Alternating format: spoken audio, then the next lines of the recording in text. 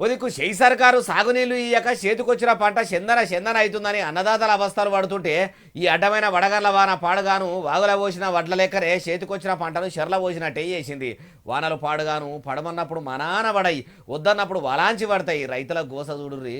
మొన్న 2 రోజులు వానకాలంలో పడ్డట్టే వానలు పడే, కొన్ని జాగాల్లో రాళ్ల వానలు కూడా పడ్డాయి కదా.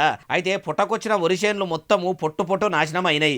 చేతికొచ్చిన పంట మొత్తం చెర్ల పోసినట్టు అయ్యింది.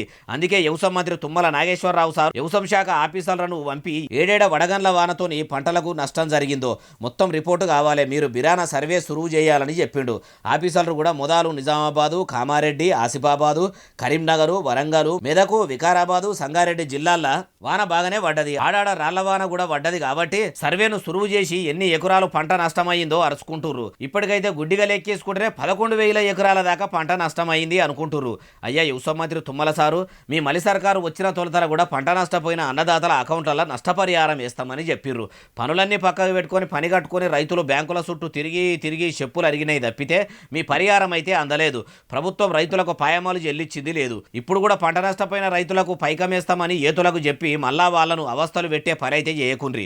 వేస్తామంటే వెంటనే పరిహారం వెయ్యండ్రి, మునుపటోల ఇబ్బంది పెట్టకుండ్రి అంటుర్రు ఈ ముచ్చటిన్నోళ్ళు.